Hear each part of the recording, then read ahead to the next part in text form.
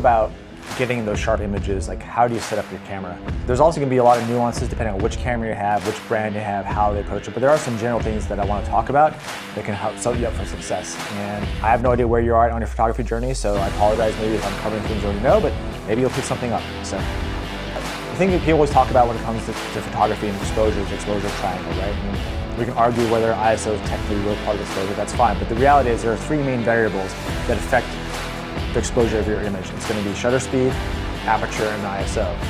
And which ones do you control? Which ones do you let the camera do? Which modes do you use on your camera? Those are things to think about. Depending on what camera you have, you're going to have the PSM modes, right? Which if people know what that is, it's kind of like on your automatic in your car. So you have program, A for aperture priority, or if you're a Canon, I think it's called aperture variable. And then you're going to have S for shutter priority or time variable on a Canon, and then M for manual. So, and then depending on if you have a camera that's not considered a pro camera, it's gonna be fine, but you also have additional modes such as a auto mode or a scene mode, which you'll have like a little pictogram like for sports or people running. I would say, for sure, stay away from the pictogram settings. I know that people think, oh, well, that's what I should do, like even your phone, like even my iPhone will have like a sports setting. The problem with that is that it's a general mode and it's not gonna be good enough for what we're trying to do here. And I definitely don't use program mode, but once again, that's giving too much control. But I also don't always shoot all manual. I think that there are things that you can trust the camera to do, and what that does allow you to do is allows you to focus on what you're trying to do, which is get great images. And sometimes things move so fast that it doesn't make sense to do fully manual, but I do use it. So the two modes I use actually the most, they're manual mode for mostly indoor stuff and aperture priority. And I know that sounds kind of strange. I think a lot of people think, oh, shutter priority should be your main focus. But the reality is for me is that, yes, I do need a shutter speed of a certain value to capture action the way I do, but from a creative standpoint, aperture is very important to me. I don't want the camera picking that just to get the right exposure. So I actually shoot in aperture priority mode. And that's something we can go in more detail about how I do that. If you're in your camera, I would definitely do that. And then as far as ISO, it really depends on your scenario. If it's daylight, you can definitely just set a fixed ISO. I personally shoot a lot of auto ISO, especially because if I'm shooting, depending on where I'm shooting, like if I was shooting in a gym, for example, that's pretty consistent lighting. Yes, if you go to one corner of the gym, the lighting may vary more, or if I'm shooting at nighttime on a soccer field, depending where the field is in the lights, there's probably variability of 1 to 2 stops, but it's not enough that I can't deal with it in post, and I don't necessarily trust always that the metering will get it 100% right, especially when you have a dark background. So in those cases, I will do a manual ISO setting, but for like example, like today I'm gonna be shooting baseball, you're gonna have one part of the field getting sunlight, the other part in shadow. I don't have time to immediately correct ISO to get it right exposure, and what I don't want it doing is affecting my aperture. Shutter speed I'm fine with, as long as there's a certain minimum shutter speed, but I don't want it affecting aperture. That's something I want full control over, so I'll let auto ISO do its own job. And things have changed too, since my old D700. Cameras used to be really terrible at high ISOs, especially if you think back older to the old film days and the early digital days, but nowadays, the camera sensors themselves and the software that's out there for your computer is really good. I don't doesn't mean you can just not pay attention to ISO, but it's in terms of the priorities, in terms of what you're going to prioritize on the camera, that's not what I'm going to be as worried about where it ends up. I only worry about it if it ends up exposing the image wrong, and I think a lot of the camera systems these days are quite good at that. So why do I shoot aperture priority, and how does that work when you need to worry about shutter speed? So when shooting most sports, I would say for most humans, I would shoot at 1,000th of a second minimum. You can go a little slower. The thing with that is you have to work on your timing, and if you want to purposely introduce motion blur, then I would say go lower than 1,000th a second. I would say for certain sports, 1,000th a second isn't enough if you want to freeze it.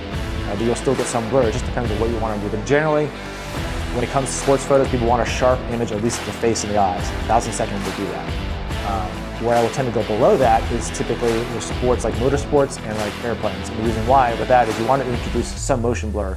What you don't want with a car is look like it's parked on a racetrack, and if you have 1,000th a second, the wheels won't be blurred, so there's no sense that the car is actually moving. Same with the airplane, if it has propellers, you don't want to look like a static bottle in the air.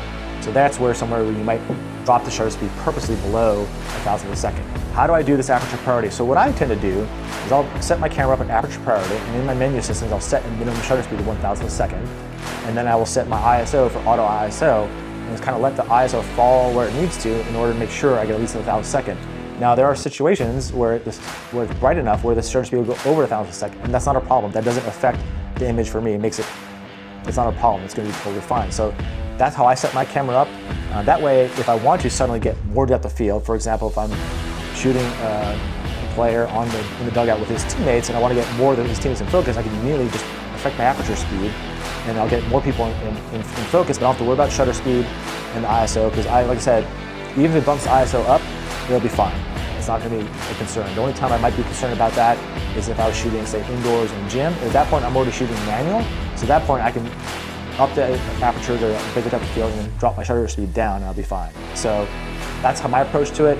I think your aperture is going to be a bigger part of your creative control when it comes to sports photography than your shutter speed. As long as you're hitting your minimum, you're good. The problem with choosing shutter priority, and why I don't like it, is that, let's say I set my shutter speed to 1,000 a second. That's great, but what happens if the scene is so bright that 1,000 a second is not fast enough in overexposed image? Well, what happens then is that the camera will start adjusting other variables.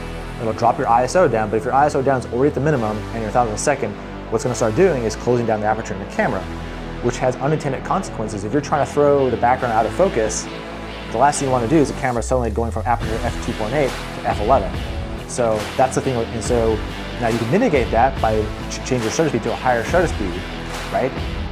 But then you're constantly chasing your shutter speed to suit the conditions. Now, you could also just say, hey, I'm just going to pick 1/2000 of a second shutter speed, and that, no matter what the conditions are, I know it's not going to open the aperture. But for me, I feel it's just easier to have full control of the aperture instead of minimum shutter speed and let that be automatic. So that's my recommendation there. Is that you have two modes on your camera. You have what's called autofocus single servo or continuous servo. On a Nikon, it's AFS versus AFC. What the difference there is, briefly, is that if you have it on the standard setting AFS or AFS single servo, is once you hit the focus button, it locks focus, it will not change focus anymore until you press the shutter and release it. And then it will do the focus system, refocus again. So with AFC, it's constantly adjusting focus based upon what your camera is doing. So if you're moving your camera in and out, if the subject is moving, and the sensor on it will constantly adjust. So you definitely want that for sports. Within that, you can also change what priority the camera assigns to focus versus a frame rate. So an example is that you can set your camera to say 10 frames per second, but in my Nikon you can say, is it frame rate a priority or is it focus priority? So what you tell the camera is that, yes, I want 20 frames per second, but only if every shot is in focus. So if it can't achieve the 20 frames per second and keep continuous focus, it will actually slow down the shutter speed, the frame rate to match that.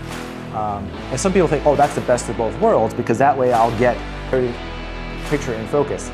And that isn't always the case, because the thing you have to think about, remember, when you're doing sports, is that the way the cameras typically get an image in focus is it's not just continuously adjusted, but it's also using algorithms to predict, based upon the motion of your subject, where it's going to go. And by prioritizing focus, you're kind of overriding that, and you have to learn to trust the system. So my recommendation is to really use the advanced rate priority and not make focus a priority for sports. If you're running into issues, that's when you need to start self-diagnosing where the issue is. It could be your camera, but also could be your handling of the camera. So that's something to think about, is that a lot of these cameras nowadays have image stabilization, and I get it, it is very useful. I use it on my cameras, especially if you have a big heavy lens and you're trying to hold it. It helps keep the motion down. But the thing is that you still have to work on your technique, and I would recommend trying to do some practice without image stabilization on.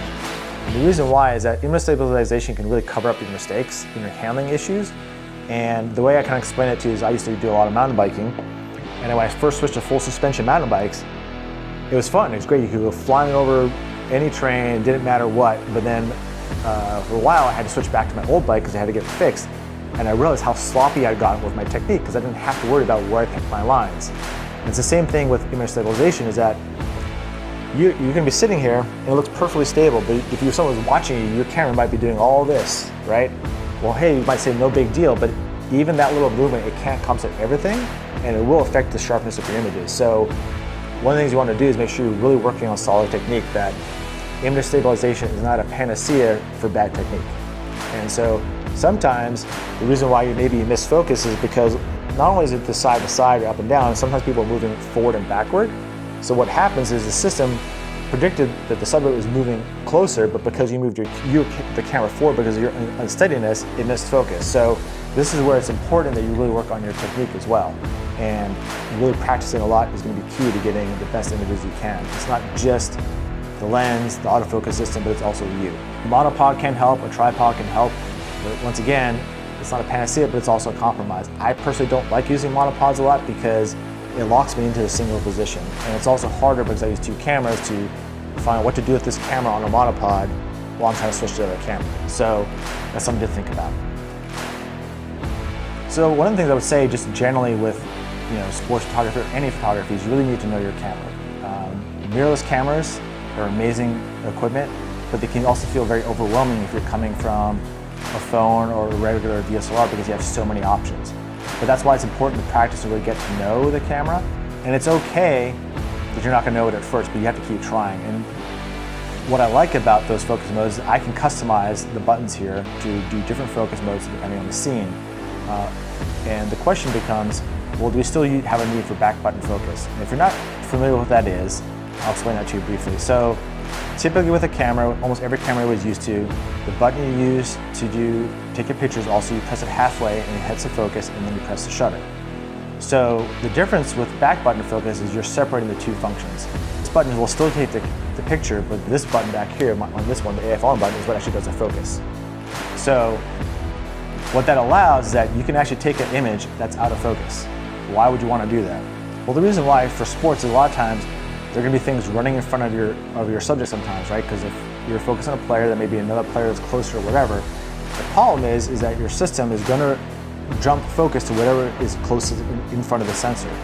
Now, there are algorithms, like in my camera, you can set a delay or a focus hold so that, hey, it'll not jump focus for a little while, but it can still happen. So by having the back button focus, if I'm focused on something and I know there's something going to jump in the way, I can literally just take my finger off the autofocus button and it won't automatically jump to focus. And once that player or whatever distraction gets out of the way, I can take the picture.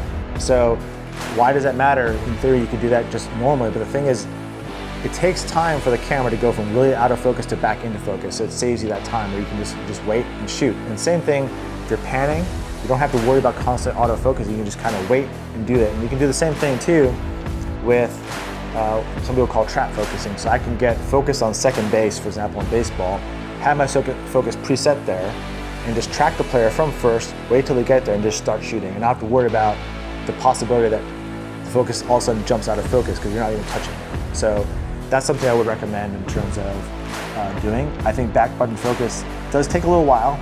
It takes a while for somebody to get used to like doing two separate things at the same time. But most people who do it, once they figure it out, don't want to go back. I did it for a little while where with this camera I got away from it because I was using 3 different buttons for 3 different focus modes. But at the end of the day, having that ability to just lay off the autofocus when there's a distraction is very helpful.